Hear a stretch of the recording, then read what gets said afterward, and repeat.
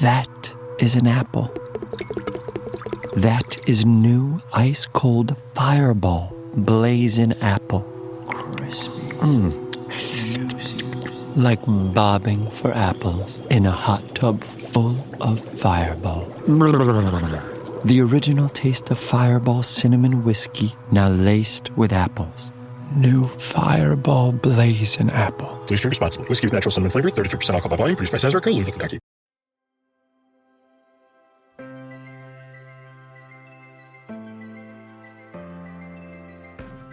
As a small business owner, have you ever felt overwhelmed by the pressure of choosing the right hire or leading a team?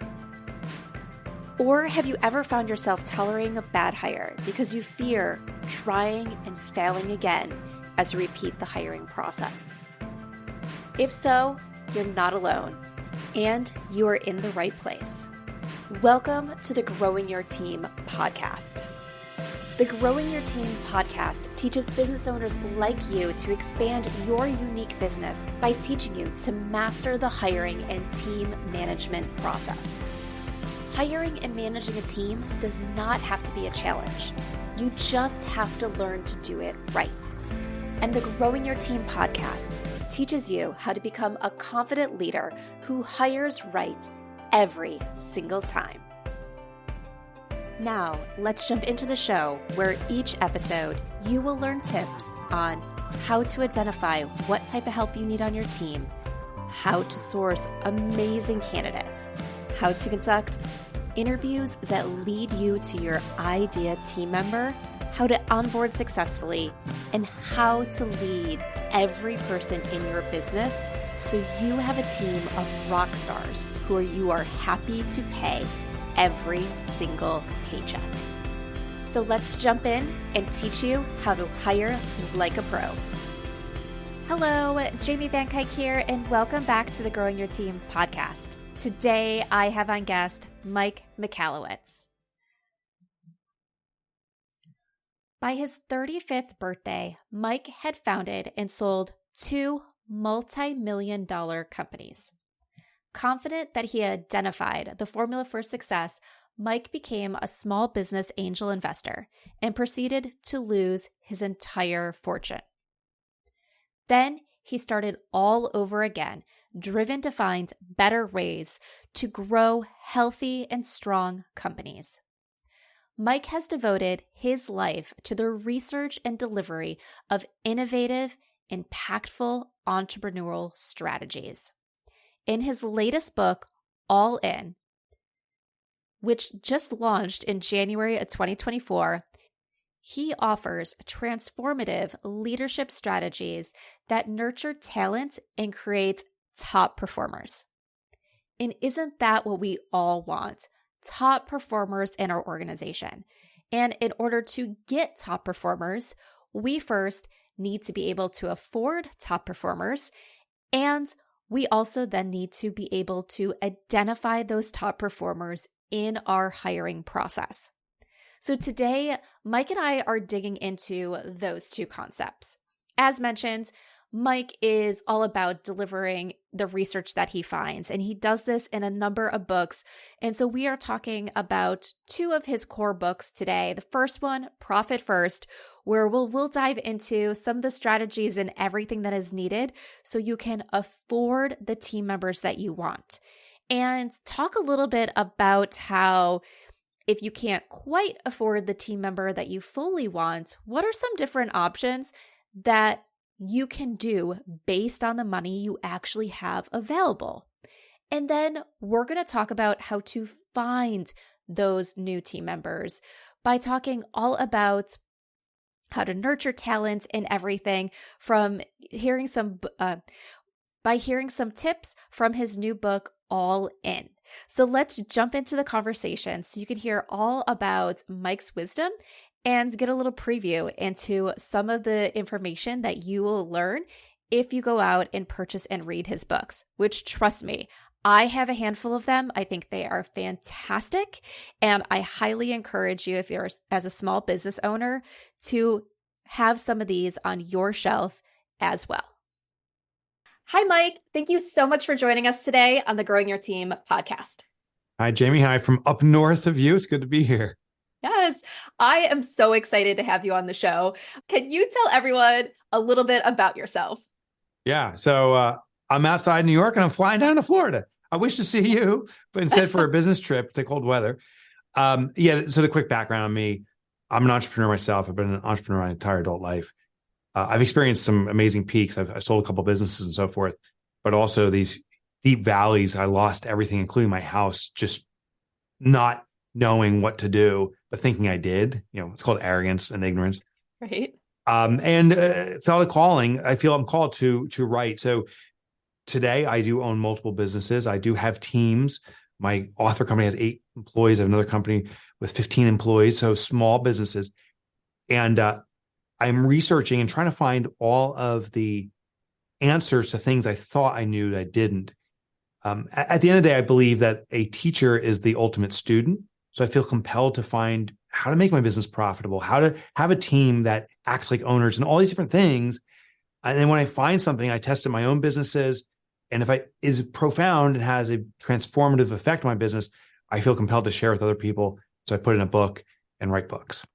Yes, I love that. And okay, so here's what I was so excited to share about it first, but before you gave your introduction, is I just wanted to kind of take a moment and kind of fangirl a little bit and tell you about how Profit First really changed me and my Oh, business. I love hearing that. And so it was one of those concepts, and we've talked about Profit First a few times with different guests on this podcast. But if you're listening and you don't know what it is, go buy the book. You're going to love it. But anyway, so I heard a little bit about it in like different Facebook groups and business forums, or people, as soon as anyone asks any question about money, they're like, go read Profit First, read it. And finally, I'm just like, okay, let me read it. Like, let me hear what all the hype is about. Yeah. And when I say it changed my business, like that really has to be an understatement. I realized I was strangling my business financially because in those early stages, you don't really have a whole lot of revenue coming in. So my mindset was, I don't have a whole lot of money, don't spend the money. And then reading that book and really figuring out how to properly allocate the dollars that were coming in, I started spending money that I should be spending, and my business just took off. Yeah. It's interesting. So you are, if I may suggest, wired to behave a certain way because every human is, myself, everyone listening, and it's based upon a concept called Parkinson's law.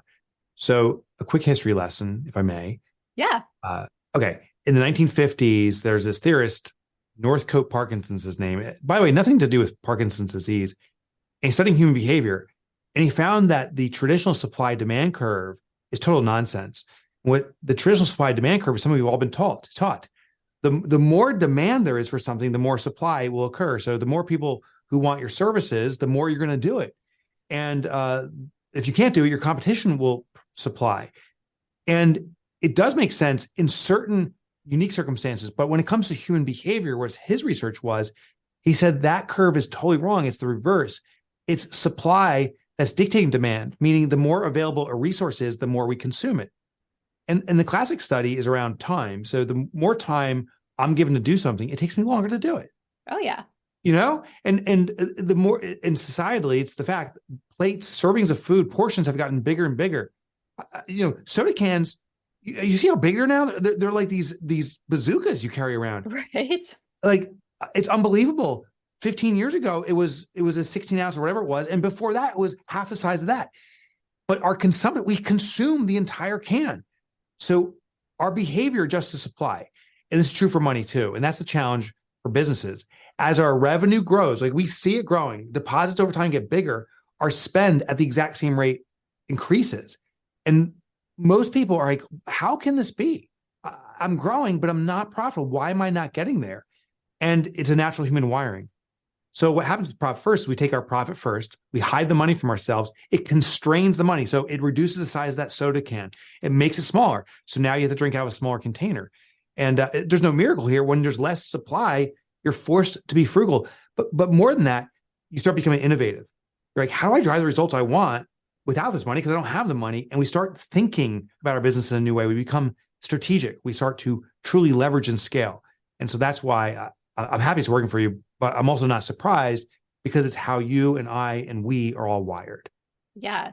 Yeah, it is. It's so great. Like for me, like I said, I was strangling my business without even realizing it because I was so afraid to Yeah. spend the dollars and then realizing I can afford that system that is going to save me time. I can afford that coach that's going to give me insight that I don't have because this is the first business I've ever started. And all those things where it's like, I can do this.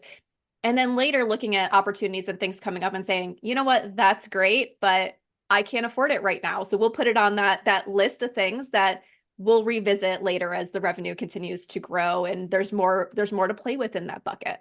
It moves the can to the should. Like, yeah, I can do this, but should I do this? Now it Yep. forces that hard conversation. I'm curious in your business, have you started accumulating cash? Is there a reserve? And if that's the case, or even in your personal life, has your mental state shifted? Yeah.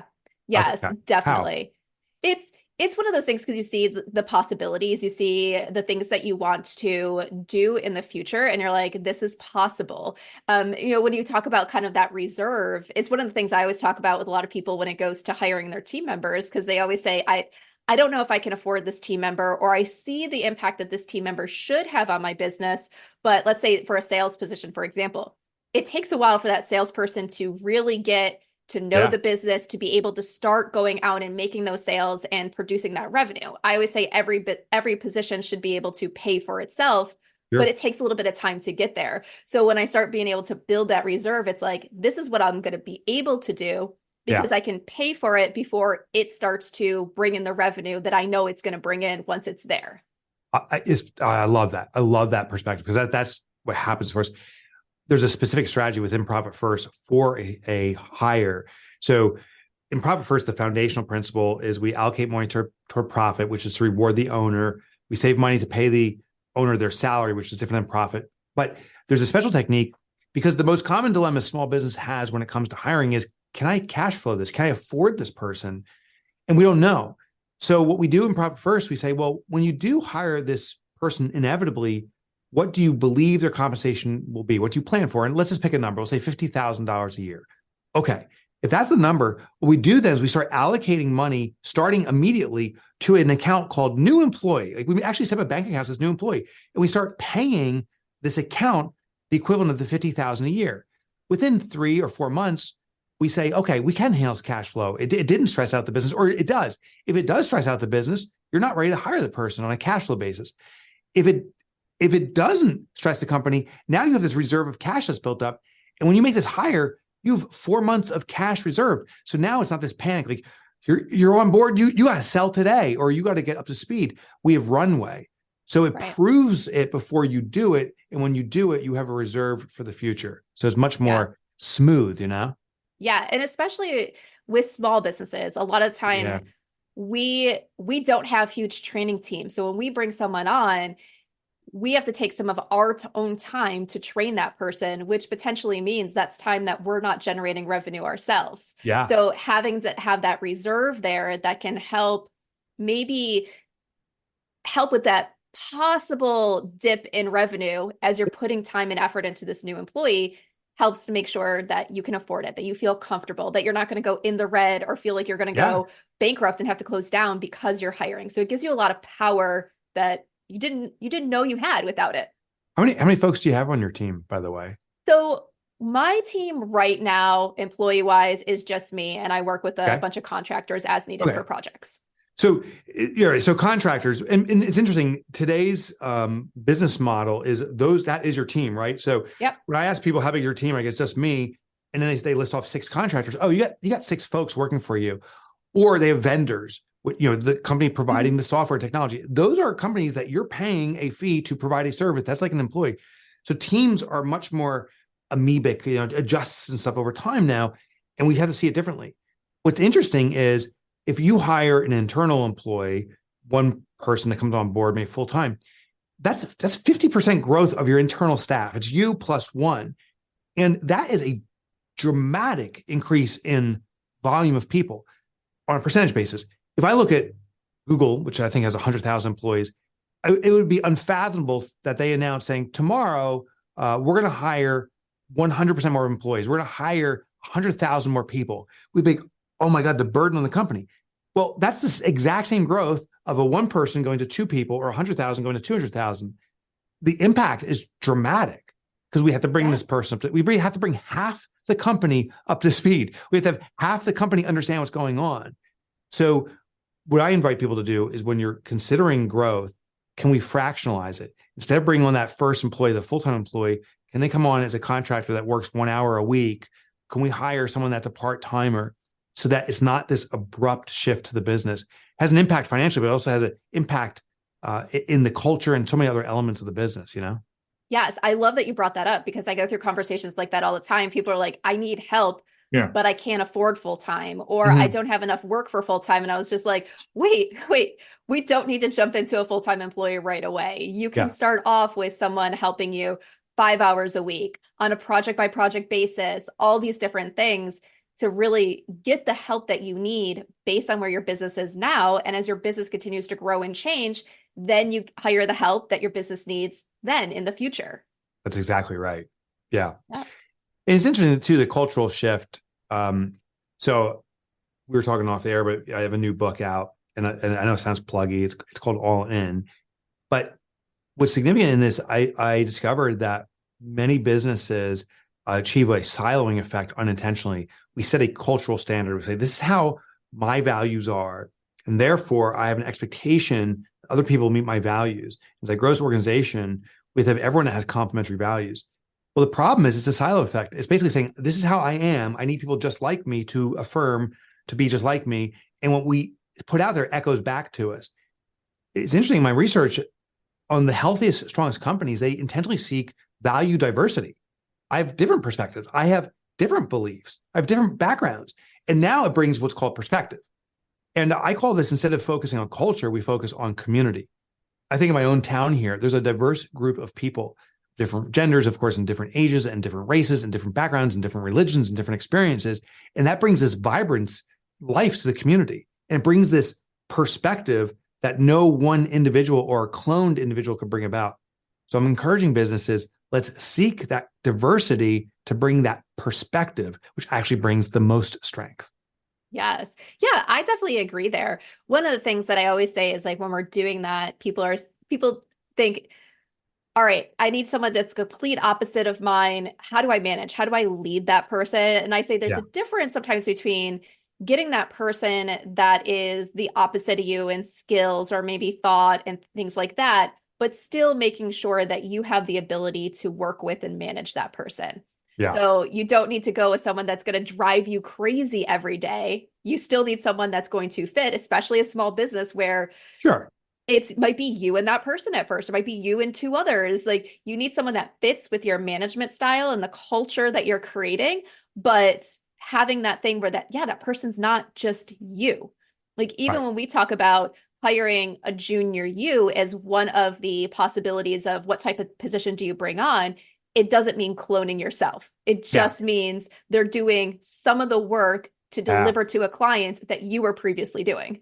Yeah. I mean, can you imagine coming to work every day saying, gosh, I loathe this person I work with. We are at such odds and conflict. Well, that won't work. There's no question about it. Conversely, coming to the office and looking in the mirror and saying, should we do this? And the mirror looking at you saying, should we do this? It's such an echo that everything is right. So what we want to do is find people that have a different approach, a different style that complements us, particularly in the areas that is not our talent. I call it the I can syndrome. And what I noticed in myself and so many businesses I help or observed in their growth, the entrepreneur says, well, I can do the accounting. I can do this. I can do that. And in early stage business, when it's a micro enterprise, it's us. You have to do everything. It's not that you can, you must. But then the question is, can you do this at an excellent degree? Or is this your super talent? And that's where we have to start admitting, I can do the accounting. I kind of suck at it and I don't really pay much attention to it. And there's probably errors in there, but I don't pay attention to it. Well, that's not super talent. Then what we have to do is start fractionalizing ourselves.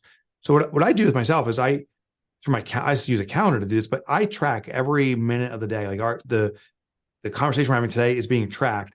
And I allocated 35 minutes. And if we finish in 30 minutes, I'm going to go back and adjust it to 30 minutes. So I can, in reflection, look back, how much time did I invest here? Where's my talent and contribution?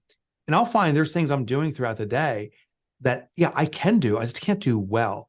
And those are the people that I need to hire. Those are the fractions of me I need to get off of my plate, so to speak, and give to someone else who has a talent there. And to your earlier point, not hiring full-time people, not anymore. It's finding a contractor perhaps to do it, or someone that wants to work part-time, or maybe it is an existing full-time person that has a better talent than you do and can elevate it until you bridge it over again to someone else, you know? Yeah. Yeah, I totally agree there. And I track my time too. I do it a lot more now than I did before, but it is so eye-opening to see It really is. where my time is going versus where it should be spent going. Like Yeah. one of the contractors that I work with is marketing, and she's only with me a few hours a week. And we were just talking about like, okay, soon, hopefully I'll be able to increase your hours, because I'm looking at my time and I'm still spending way too much time doing marketing tasks myself. And that's not my area of expertise. Some of the stuff, there's no reason I should be doing it. But I would never really realize that whole impact if I wasn't tracking my time. Yeah. I want to share some with you, because we're talking about these people, and I suspect someone may be listening right now and say, and maybe you and I, how do you find this person? Like, I need this person, but how do I find someone that has this super talent here? And a big piece of research I did when writing All In, I found something that it totally changed my position on how we find people. So here's how I do all my research. I ask, what is the desire that we have in any circumstance? So when it comes to hiring people, I want a player or top performer. Those are the common labels, which, by the way, I'm not a fan of those. I don't like labeling. I don't think that's a smart move, but let's just say a player. Then I ask, what's the methodology we follow? And the methodology is I do interviews. Well, what's the outcome? And I look at the data, and the data indicates less than 5% of people that we hire end up being long-term, that's considered over 5 years now, long-term employees who perform at exceptional levels. Less than 10%, less than 5%. It's such a low number. Mm-hmm. So when I say the desire and the outcome is such a mismatch, it's the method that's wrong. So I'm like, okay, interviews don't work. Let's not keep doing this. It's going to amplify the problem. The question, of course, is what works? Well, in my research, I found a $500 billion, that's trillion with a T, industry that doesn't do an interview. They do a whole other assessment. They find the best talent and they recruit the best talent. And the industry is sports. But you don't. If you're going to play a sport, you don't head up to the field and the coach is like, "Oh, just show me your resume. Let's go. Where is the red on a traffic light, top or bottom?" They don't do that stuff. They say, "Let's get in the field. Let's play a little bit. Let's observe you." Right. Observation is the indicator, not interviews. So here's how we can do it in business. Home Depot does this. The next time you see a build a birdhouse workshop, it is a recruiting platform. Here's the key. Make it an educational opportunity. So people who are curious in something will seek out education or advancement. So want to build a birdhouse? The only people that want to build a birdhouse are people who are curious about building a birdhouse, doing something with their child or whatever it is, but they want this engaging activity. Curiosity is the ultimate vetting mechanism. Then when you go there, they watch for two indicators. One's called desire. Desire is where you ask questions. That's usually how the behavior is. You support other people. You're engaged. The other highest level is called thirst. Thirst is where you can't stop doing it. It's the person says, "Can I build another birdhouse? Do you mind if I say it a little bit later?" The Home Depot staff is teaching and one person is observing. And they watch and they say, "Wow, that person is showing desire and thirst." Tap them on the shoulder. "Hey, we're looking for people just like you to work at Home Depot. Have you ever considered working here? Here's an application." This is a powerful method that so many small businesses could be doing, but they don't. Run workshops. Now, I'll give you an example. Say you're looking to hire that marketing person, and you want a marketing person that has already some experience under their belt, but you want to hire them. What would be a technique or a tool they could advance in? So maybe it's TikTok marketing. So what you do is you run a workshop, not build a birdhouse. We say, learn TikTok marketing. And by the way, if you don't know how to do it, that's fine. Hire someone that can do TikTok marketing. Then what you do is say, we're going to charge $100 and you can learn TikTok marketing. The reason, now, instead of you telling people it's an interview, you're educating them. You should charge them because curiosity, people will vet themselves out when there's effort. I got to drive down to Home Depot, or I got to spend $100 for supplies, or I got to make an investment. So that's a great first filter. Then as you're educating, everyone's getting better. Everyone's learning the skill. So you're serving the entire candidate group, but you also start observing who are the best participants. And those are the ones you tap on the shoulder. So everyone comes out better, but you get a cherry pick. And here's the last little tip. Even that may feel overwhelming. I got to put on a workshop. Do I do this virtually and so forth? I'll give you the ultimate hack. If you need to hire a marketing person, go in this example to someone that already is doing a TikTok workshop as a student, specifically to observe the other students. So you go as a student and you watch and say, who's the most engaged? I should tap on the shoulder and say, hey, you want to do this at my company for me? And the beauty of this is you're no longer looking at the small candidate pool of people who happen to be looking for a job. You're looking at the massive candidate pool of people who are looking to advance themselves. These are people that are often employed elsewhere, but are looking to advance themselves, who are the best performers for that need. Those people come to these classes and you get to cherry pick the best fits for your business. Yeah, I really like that concept now as someone that helps our clients write interview guides and do interviews. Let's not get rid of the interview for everything, but I definitely see that, because I've actually given similar advice to people. I've had a few clients that come to me in certain fields where I know just from experience, the normal posting a job on a job board and getting people to apply and then go, it just doesn't work. It is not good. And I was just like, as I tell them, I was like, you need to create kind of that demand and know who you want to hire before you go to hire them. So what about offering classes, especially if you're in a field where continuing education is either a requirement, and of course, then sometimes you need to be certified to do that continuing education, or it's a thing where you really want the people that care about that continuing education, even if they're not getting formal credit for it. So it's like when you create those workshops, when you create those classes, you then, one, get people to know about your business, because if you're a small business, you might get overshadowed sometimes by larger corporations. And two, you get to know who you want to hire before you ever post that job, before you ever have that opening. And I've had people where that has worked for them because posting on a job board never really produced the right candidates. Audible is doing what actually you're suggesting, the blend of interviews and performance-based kind of workshops or skill assessments. And they've created this thing called returnships, as opposed to internships, returnships. And they say, if you have left the professional workforce for over a couple of years, generally because of COVID or an illness or whatever, and are reentering the workforce, but are unfamiliar with the technology today because it's advancing so quickly, we have an opportunity for a returnship. Now you have to qualify through an interview process. And what they're doing is they're getting a historical assessment on you. And history can be an indicator of the future.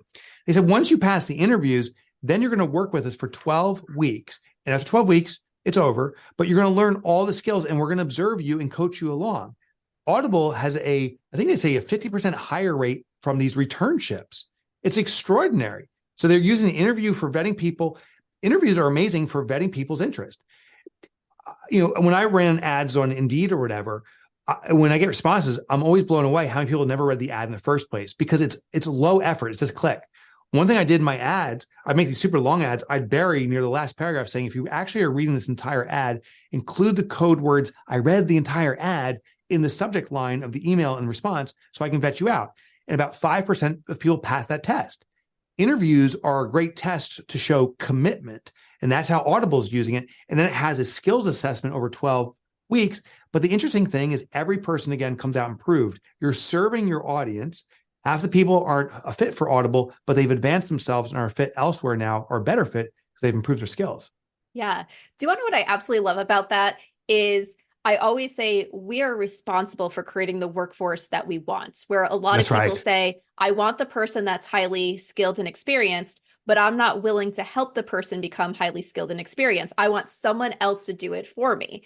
And that's a method there where they're getting the employees that they want, but they're also helping these people then become the people other people want to hire, because they have that 12 weeks of knowledge and stuff. They have that refresher and everything. So I always say we have to figure out a way of how do we help the workforce be what we need it to be. We can't depend on everybody else to do it for us.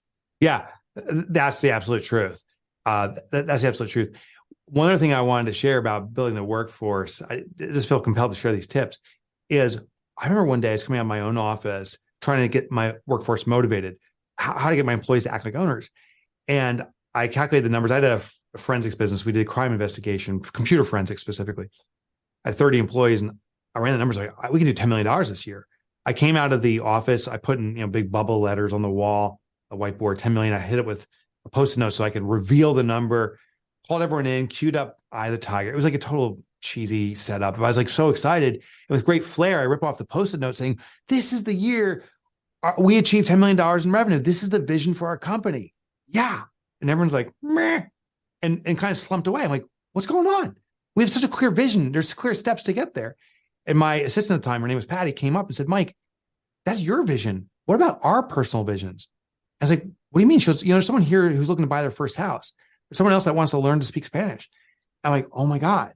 The vision of an organization is not the vision of an organization. It's the vision of the owner or leader. That's our dream. That 10 million does feed my ego. It means something to me, an accomplishment. But my colleague getting their first house, my other colleague learning Spanish. When I, as a leader, started to prioritize their personal visions, they started to prioritize the corporate vision, my vision. So when I said, hey, how's that house going? What can I do to block and tackle for you? Can I introduce you to a real estate agent? When I kept their vision in front of them, it kept on saying, you got to get there. Let's do this. When I cared so much about their vision, they started to care about my vision. And sure enough, the business started to push forward. The traditional vision is, the leader pointing forward, the George Washington, the front of the boat pointing, and everyone rowing behind. I think the reality now is us locking arms and walking in step, synchronized together, and everyone achieving what their goals are. Oh, yes. Like, as we're going to record this, I think it was like 2-3 weeks ago, I had a podcast episode that went out where I specifically kind of talked about that. It was like, as you're going to set your goals for the year and communicating your goals, your employees don't care about your goals. They care about what's in it for them. So Sure, right. You need to make sure you are addressing the what's in it for them, because they don't care that you hit a certain revenue number, especially if they're not going to get a raise at the end of the day. They don't care that you sign that extra client if it means more work for them and less recognition. So it's like trying to always think what's in it for your team, because that's how you get them to rally behind you and help cheer on those goals and help do the work. So there's a great book. I wish I had written it by a guy named Matthew Kelly called Dream Manager. And it's this whole concept of identifying what's in it for them. What do people want for themselves? What do we all want for ourselves? And how to make this a process where a company can help not fulfill dreams, because that's gifting. Someone wants to buy a house. If I give them a house, that may feel good in the moment, but there's no sense of journey. There's no sense of accomplishment. There's significance in the journey. So our job is not to fulfill dreams, it's to keep them preeminent for each person. So the book is called Dream Manager by Matthew Kelly.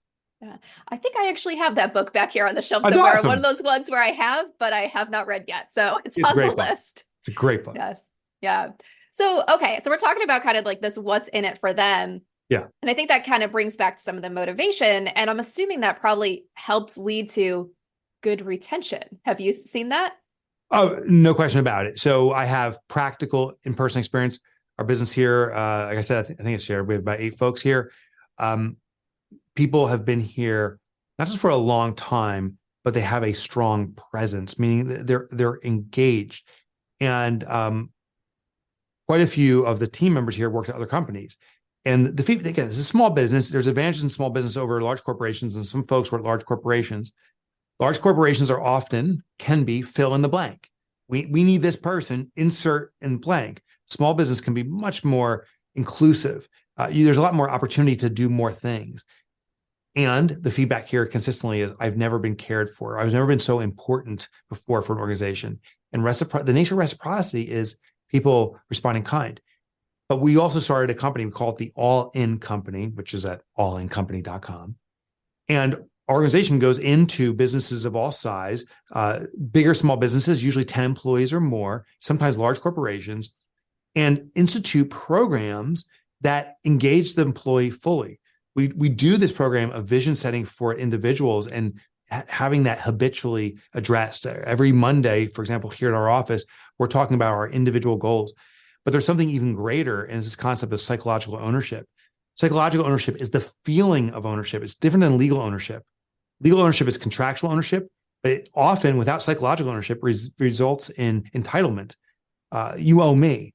So many ESOP programs have failed because the employees now own the business. They're like, well, where's my money? They have to be psychologically invested. So we focus on the psychological component. And the classic examples with a car. If you rent a car, you have the right to use it, but you're told you must comply with these rules, return with a full tank of gas, or we'll charge you $10 a gallon. There's all these penalties. And we have a simple saying: when forced to comply, people will seek to defy. Many leaders say, here's the regimen of rules. these are your roles and responsibilities. You better do this. I'm going to measure it. And if you fail, there's punitive costs. You may get fired, or you may not get a promotion. And if you succeed, maybe you'll be rewarded. That's a compliance defiance scenario. Instead, we want to deploy psychological ownership. When I own my car, I have a pickup truck, and what gives me the sense of ownership is I can personalize it. I program the radio stations. I can put a bumper sticker on it. I have intimate knowledge. I know what every bell, buzz, whistle, everything does. And I have control. I can park it where I want to park it. I can use it when I want to use it. And here's the funny thing. I said I own it. Actually, I don't own it. The bank owns it. I'm making my installments. So I don't have legal ownership of the vehicle yet. I'm making my payments, but I have psychological ownership. So the irony is we don't need our employees to have an ESOP or to legally own part of our business. We simply need to give them the ability to personalize the work they're doing, have control over its direction, and give them the opportunity to gain intimate knowledge around it. And then you have the sense of ownership. Yes. It's all about putting the authority and responsibility where it belongs and That's right. trying to take that from them, but have them do all the work. I could have said better. That's exactly it. Yes. It also, like, another example of kind of what you were talking about there, it reminds me is, so we own a short-term rental. And before we did, we heard a lot of horror stories about people just leaving places a mess and people complaining about the rule, like the cleaning checkout rules and everything. And we made the decision. We're like, listen, our only request is on the day you leave is that you lock all the doors, the windows are closed, and the lights are off. That's it. Yeah. I don't care. I don't care what else you do. Every person that has left, every piece of garbage is in a garbage can. They take the garbage out. There's not a dish in the sink. Like, the towels are either nicely in the laundry room or someplace. Like, they leave the place spotless, but I don't require them to do. I'm not telling them to do anything. My message to them for checkout is, this is your last morning of vacation. Enjoy it. But they take their ownership because they don't feel forced to do anything. Exactly. Exactly. Yeah, that's the old compliance defiance. We've seen it over and over again where businesses that are not achieving the results they want, they come down with more force. We're going to make sure that everyone's working 40 hours a week. We're going to make sure you're doing this. We need to have time logs and check-ins. Often it results in unintended consequences. I did a study of a major corporation called M&M Mars. I cannot tell my source because the source is not to be revealed. It was a journalistic interview. But they ran a program that we identified years ago that was called the PUNC bonus. P-U-N-C stood for punctuality bonus, but came to known as the PUNC bonus. And they required this adherence that if you had to show up, say it was 8 o'clock in the morning or before, and check in. And what they were trying to do was rewarded that if you arrived before 8 o'clock to check in, you could get a 5% punctuality bonus at the end of the day. But what was interesting is it resulted in unintended consequences, which is the big risk. They're forcing compliance, even though it felt like it was the right thing. They forced compliance. They said, if you're not here after 8, there's a penalty. You're not getting a bonus. So there's the other side. So what do people start doing? Well, they start building these coalitions and saying, hey, why don't you get there early and check me in for me, right? We're going to build this bond. So now the company says, this is happening. We're going to get a security guard watching people, making sure they're only checking themselves. So now it becomes authoritative, punitive, right? So now what do people start doing? Now it's like, how closely can I carve it to 8 o'clock? Well, you have a surge of people arriving at 7:59. Now there's pushing and shoving to get in front of the line because if you missed 8 o'clock, you missed the bonus. So now fights are breaking out, arguments, hopefully no fist fights. Right. And then people that are not getting penalized start getting angry that didn't make it at 8 o'clock. They're getting angry that they're not getting a bonus. It was an abject failure. That's called unintended consequences. Unintended consequences is where we have a vision for an achievement or goal, but we set structure around it that has these consequences that actually generate, in some cases, the absolute opposite. Usually when there's a force of authority, when we're mandating something, there's going to be a stream of unintended consequences that we have to watch out for. So the better thing is what you did. If you can do it with no rules, you'll actually usually get better compliance towards your objective. We're all humans after all. We'll probably get more than if we have to use authority. Authority can work. It's just risky, and watch out for those unintended consequences. I love that example. Yeah, I'm just reminded of one of the teams that I managed back in corporate. They were by far the best team I ever managed. And some other managers, they would be like, why don't you have these problems on your team that they were having on their team? And I was like, because I treat my team like adults. Yeah. Like they bring problems to me, but I'm not solving them for them. We sometimes solve them together because they do need my input. Sometimes but they got to a point where sometimes when they bring me the problems, it's just like, hey, Jamie, I just want to make you aware that this is happening. This is what we're doing to solve it. We just want to keep you in the loop. And I was like, and I don't have to do it for them, where you've trained your team that if they have a problem, you are the problem solver and they can't do anything without you. So now they come to you, and because you took that authority away from them, you took that responsibility away from them, and now you're dealing with the consequences. Totally. Yeah, I love doing research. And there was another book I was writing called Clockwork. And the subtitle is Design Your Business to Run Itself. How does a business owner get a company to operate in their absence?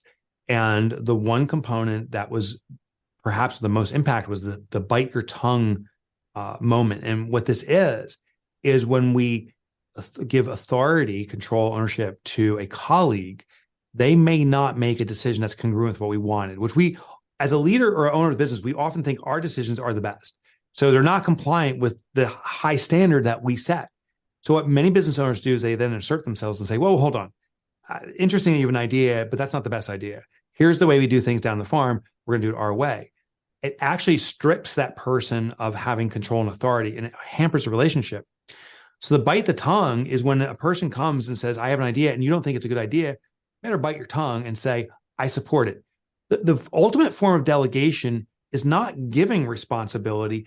It's allowing people to follow the path of their own choosing without you inserting yourself. And it will require you to bite your tongue. Because what happens then is sometimes that person will do something that they discover on their own is not working. And now they're in the position to correct it. That's how learning happens. Now, here's the greatest irony. As a business owner, that's what we do for ourselves. We F up all the time. And we're like, right.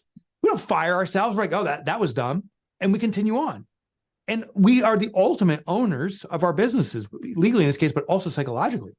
When our colleagues are allowed to make mistakes and recover and find ways without negative consequence, when we treat them like we treat ourselves, then they start to grow to the highest levels. Yeah. Yeah. As I always train people, I say, because I said so is not an answer. So it's like, before you go to correct them, before you tell them that's the wrong way, think about why is it the wrong way? And if all you can think of is because I said so, that's the way I like it.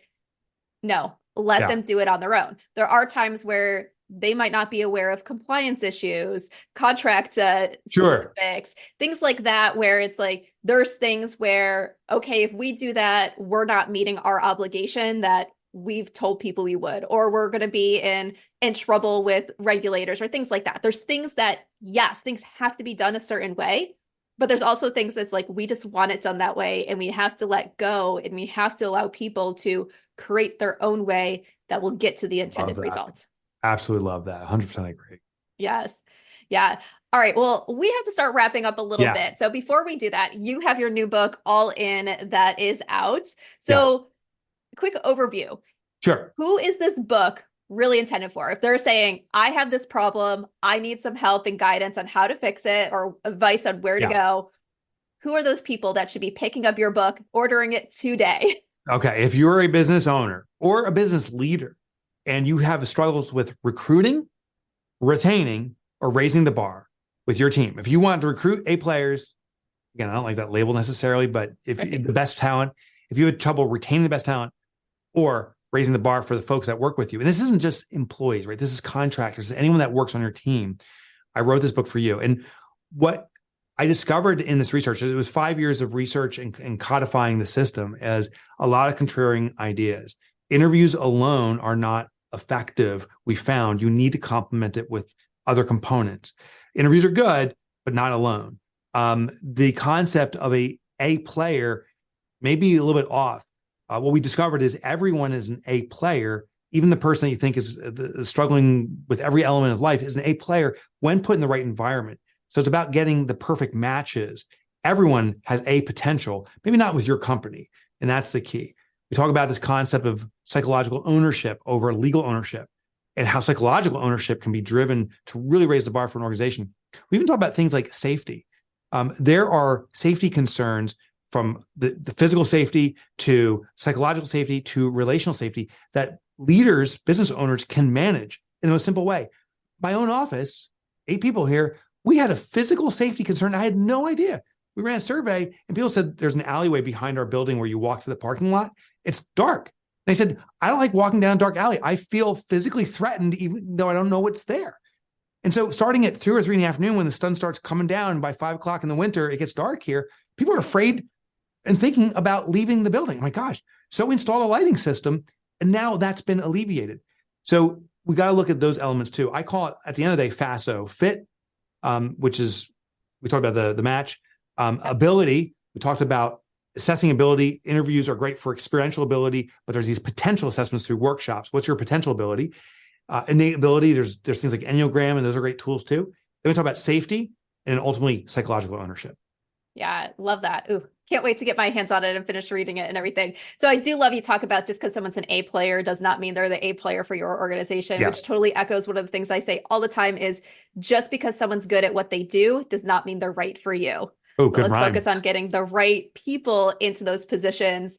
And I think like it's one of those things we're trained. There's a lot of times in corporate speak, they tell you, get the person on the bus and you can find them the right seat. And I always say it doesn't work for small businesses because sometimes you're in a 2-seater convertible. Right, exactly. There is no other seat for them. Your bus is called a moped. You're driving a moped. Yeah, that's a good point. Moped with a sidecar, that's your contractor that's helping you out. That's there, sometimes not. Like there's no other seats. So you have to find the right person that's right for you at that time in your business. And it sounds like your book has a lot of ways to help them find that person, ideas, ways to improve their hiring process and improve their retention and everything. So people are happy. They feel valued.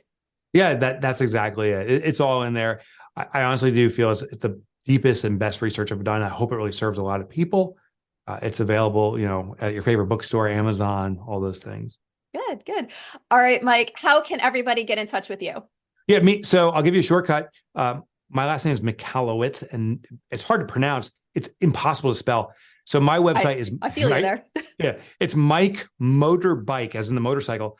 His nickname from grade school, and it rhymes, and it's the only PG nickname I've ever had. So MikeMotorbike.com. I've written now 9 business books. They're all available, free chapter downloads for them. I just write for the Wall Street Journal. You can get that content. And also my own podcast. So MikeMotorbike.com. That's great. Yeah. And for your books, I know some business books out there, they're a bore to read. And you're like, the content in here might be good, but oh my gosh, I can't get through this.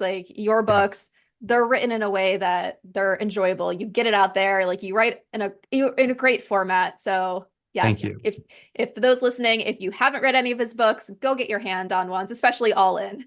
Thank you so much. All right. So the final question that I love to ask all my guests, we've all had leaders or managers that have stood out to us. Think of a leader or manager that stood out to you and share one thing about them. Yeah, I remember him. His name is Jim Veraldi, one of the first companies I worked for. And there was 2 bosses, so to speak. There was the owner, but I reported to Jim. And the owner one day comes to me and goes, God, you're a loose cannon, Mike, out of pure frustration. And Jim comes to me and he goes, yeah, you're a cannon for sure. This is the gunpowder we want to channel. And what he did, he reframed something that was, I think, intentionally meant to be negative and positioned it saying, ooh, when you have talent, maybe I'm not expressing it in the right way. It can be channeled in the right way, and became an extraordinary mentor for me during my employment there. And I'm forever grateful for that direction because I believe I have an energy or an ability that when channeled right can be of great service. And Jim was the first one to kind of put me in that direction. Yeah, I love that. It's kind of one of those things where it's not everybody earlier in their career has a lot of professional skills or professional maturity. Sure. And sometimes we have to help them realize how to channel their energy, how to do certain things because no one's taught them before. You've never been in a business environment until you're in a business environment. So help people succeed instead of just thinking of things of oh my gosh, that skill set, that quality, whatever it is, just needs to go away. Help people succeed. Help people do their best with what they have to offer. #truth. All right, Mike, thank you so much for joining us today on the Growing Your Team podcast. Jamie, thank you. Are you ready to hire a new team member for your business and you want to ensure you hire the person who can succeed in the role, make you happy, and positively impact your bottom line?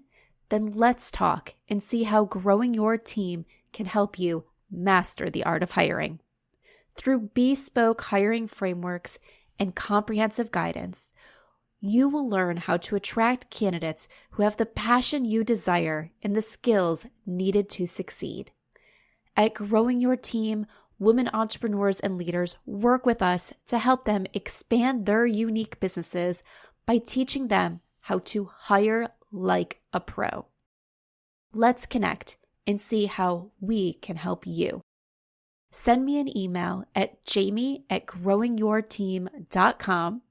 That's Jamie, Jamie, @growingyourteam.com, or head on over to growingyourteam.com/jumpstart, with jumpstart being all one word, and let's talk about how you can become a confident leader who hires right every single time.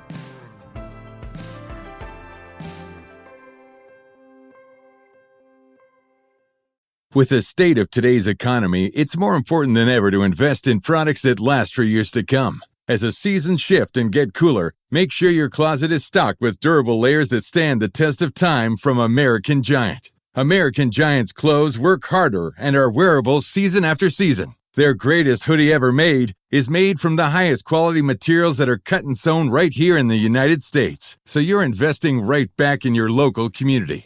Choosing American Giant means taking a stand for American manufacturing and hardworking Americans, something other mega corporations don't care about. From fleece to knit, all in a range of colors for versatile daily wear, American Giant delivers everyday pieces designed for everyday life. Feel the difference of quality, made-to-last clothes from American Giant. Get 20% off your first order with code STAPLE20 at american-giant.com. That's 20% off your first order at american-giant.com with code STAPLE20.